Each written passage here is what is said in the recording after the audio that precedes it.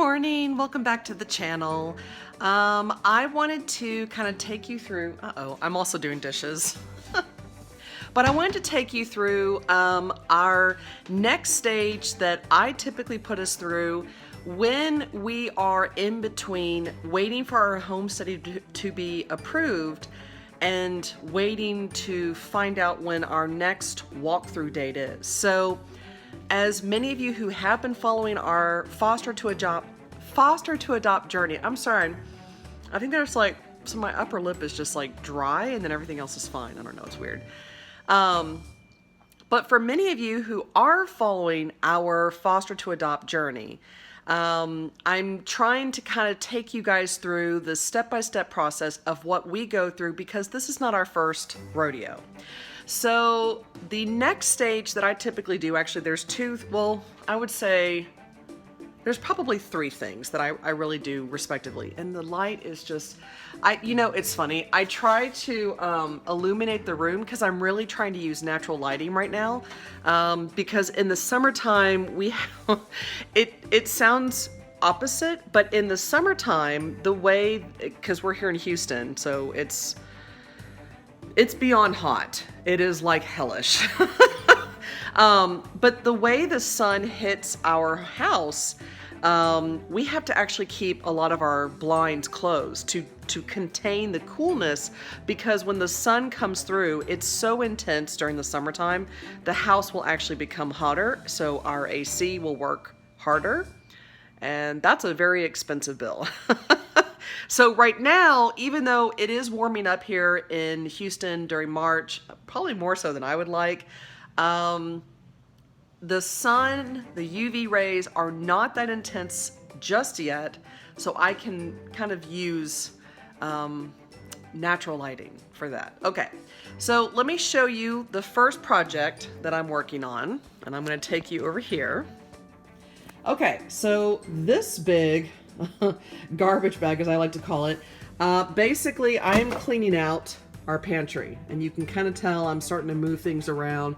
I'm basically going to be putting our canned goods over here, and we'll be storing them there in that closet. That particular closet, we do keep medicines, vitamins, but we also have stored food there for like hurricane season and whatnot. But this is where I have to kind of start reorganizing, and of course this is all a mess right now, but get some line here. I have to start reorganizing our shelves so we actually have room to stock food for kids. And then I have to kind of look through here, make sure, is there anything expired? Is there anything that we don't really use? Which I think I've done a pretty good job, but we need to get rid of that because that's expired, definitely. But I think everything else I can pretty much keep. And then of course, all of our extra dog bowls, because we do board and whatnot, that can stay there.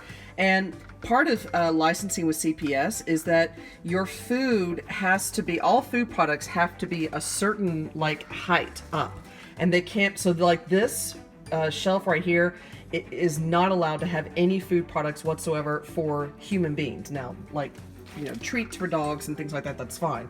And then down here, we can't keep any food on the ground or any bottled water or whatnot. So obviously down here, we have our trash bin, which is obviously, in an enclosed space. Atlas's food, and then we have an extra container back there that you can't really see, but that's for whenever we decide to get another dog, which hopefully will be a pug. Up here, I'm not sure if we're going to keep this or not. I mean, we have, like, this has already been opened, so, but, I mean, oatmeal's kind of a staple for a lot of kids, but I'm kind of thinking about it, but, and then that's for, I need to move that into the storage closet. That's for when we had that for, those are little propane tanks for our camping stove for during hurricane season, because in case the power goes out and we have a bad storm. But basically, this is kind of project number one. So that allows us to make lots of room. Also, I start cleaning out the freezer. I think, honestly, the only thing I really need to kind of do in the freezer, and of course we have to we have to fix the light bulb in the freezer because that went out, which is not a big deal. But basically, so the freezer, basically what I have to do, we kind of have it organized for us, like smoothie stuff and of course extra butter. Yes, I actually do freeze our vegan butter until I'm ready to use it. It's been like the best kind of hack that I found. But our vegetables, our proteins, and then extra things here. This is where I need to kind of clean out our ice packs and really just kind of clean that out. Also, I think there's like broth in there that I'm not going to use. Yeah, I need to get rid of that. Make some room there. And really just kind of move my berries up here. But honestly, I mean, usually we've gotten away with one shelf, but usually it does take 2 shelves to make all that happen. So I may have to actually take some of, I may have to actually take some of this stuff out and empty that, because I've decided to use this as my smoothies, which I love very much. So I can probably get rid of all that and then just free up 2 spaces in our freezer. But basically just getting our, I would say our food storage places, our pantry, our refrigerator, our freezer, getting that ready for storage. You know, our refrigerator has a lot of flexibility. The only problem I potentially see is we always kind of run into problems with the fruit, extra salad bags, and like the yogurt boxes and whatnot that we have. And then of course, like Lunchables are like a thing. So I don't know. Sean and I have been talking about getting another, or getting a new refrigerator, like a used one, where you can, you know, pretty much like pay a couple $100s instead of like a few thousand. But we've kind of talked about that off and on. Honestly, for me personally, I would love to get like a used refrigerator and make some room in our garage, because that's a project that Sean and I want to take care of now that we've like organized our home. I'd love to like have a used refrigerator out in the garage and basically let that be extra storage for us, like for refrigerator things, you know, power drinks, and just different things that you're going to need for kids. Okay, so the next thing that I want to show you guys, and I need my keys, is at this point in the process, while we're waiting for our home study to be approved, while we are waiting to get scheduled for our next walkthrough, this is the point where I start making our welcome bags, and I will show you what that looks like. All right, and forgive the noise, I'm actually doing a load of laundry right now. All right, so let me grab our little bags, and I will take you over here. Okay, so I really don't do anything fancy. I basically, if I have leftover little gift bags in our storage bin that I keep for, you know, wrapping paper, tissue paper, things like that, I'll use it. If I don't, I'll just go get a cute little gift bag that's about what I consider kind of medium size. So you can tell it's not a very large little bag. And what I do is, you can already tell there are some things inside of it. So pretty much every week to every 2 weeks, depending on our budget and depending on what all we're going to be doing, as far as like what we're able to get that week. I basically buy little things, my blanket, let's get it away, for the kids that will be coming into our home. And then what I do is, so I pick out some gift paper that's in our little storage bin. So this is, you know, just kind of a strip of paper. But I will get like a kind of a little bit more pricier gift and wrap this up so that way they have something very special to them. This gift could be anywhere from $5 to $10, but it has to kind of fit this wrapping paper, and that's kind of what I do to keep myself on budget. So that's why each little bag will have its own little wrapping paper that I keep inside of it.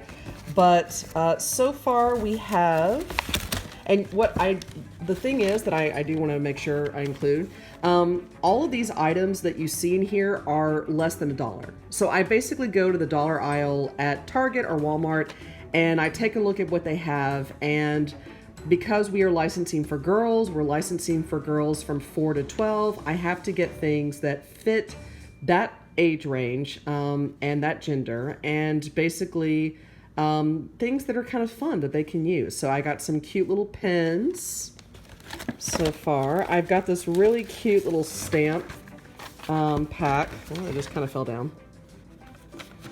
This cute little stamp pack where they can, draw and do all these cute little designs on paper. And what else do we have in here? They have a pencil sharpener in here so far. They have stickers, lots of stickers. I don't think I have anything else in here just yet. And of course, tissue paper in there to kind of make it decorative. So I've already got that ready to go. And basically it's, we're licensing for up to 3 children. So every single child gets the exact same thing. There's, the only thing that would be different is the little present here. But again, that present can be used between the ages of 4 to 12, which I know sounds impossible, but you'd be surprised. There's a lot of different things that girls between 4 and 12 still like to use. So that's our way of starting to get ready, is that every week or every 2 weeks, I will spend anywhere from $10 maybe to $20. I keep it very low, but I do keep it on a budget where every time we find something, I always get it in threes.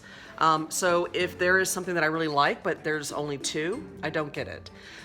Because one of the things that we have found with, in the past when we've had welcome baskets or welcome bags or whatnot, is that there's a lot of mixed emotions with that. Children love being given gifts. They love knowing that they have their own things.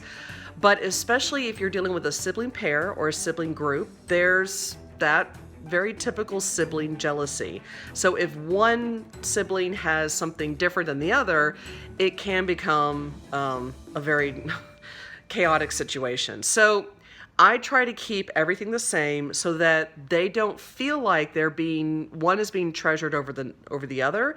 They're all equal. They're all being treated as equal, and they're starting off at the same at the same place, which is really important because where they're coming from, there are some children that are treated better than others. And so there's been this unequalness throughout their entire life. So my goal, Sean and I's goal, is to help them start, at the same place, ground zero, and then we work our way up into them discovering themselves, exploring who they are, and really letting their own personality bloom and come out. But that's what we do. So you can kind of see our 3 bags, and so this is what we're building over time. And then of course you saw our refrigerator and our pantry that we're getting ready. The third thing that I think I've mentioned before, but I'll probably mention it a few more times, Sean and I began to research things online on Amazon to order. We don't do bulk orders because that's just not our budget. But, right now he's finding a lot of really neat children's books that really explore their feelings and or different, challenges that children deal with that they don't know how to talk about just yet. So it kind of helps encourage them to use their words.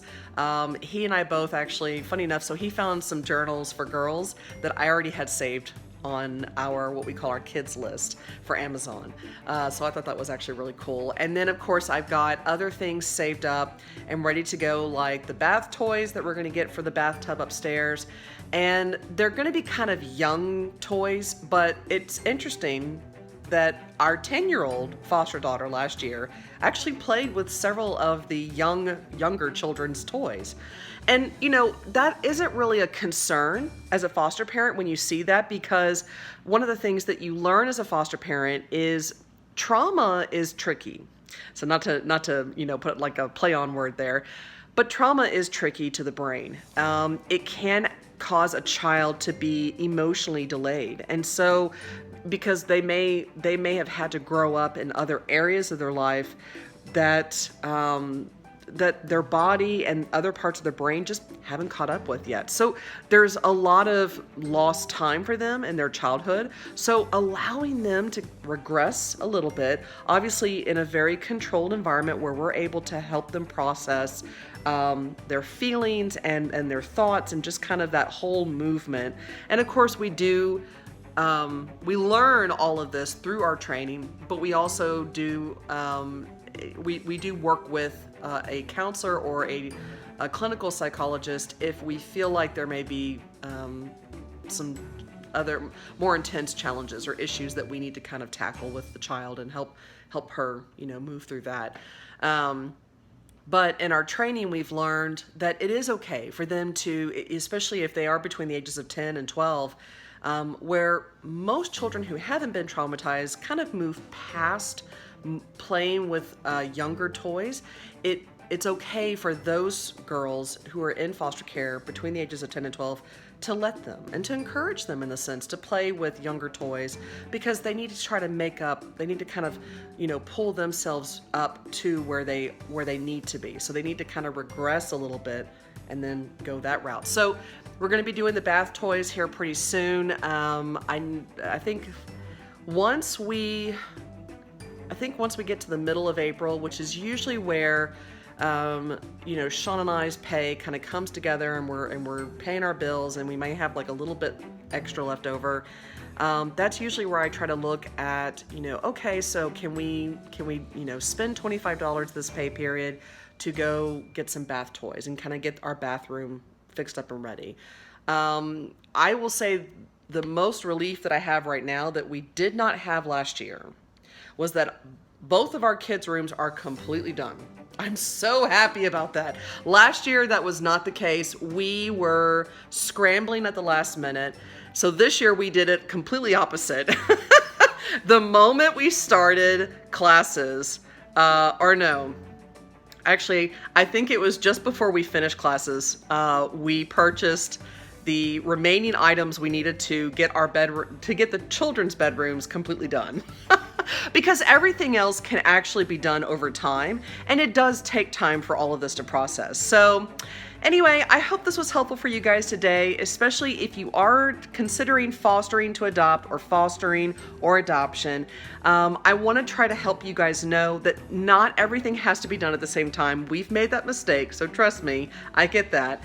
There are some times where you have to hurry up and rush and pay for things right then and there. But there are ways during this process to take your time, to purchase things, to budget yourself and not break the bank. So I hope this was helpful, and thank you guys so much for dropping by and visiting, and I will see you guys next time. Bye!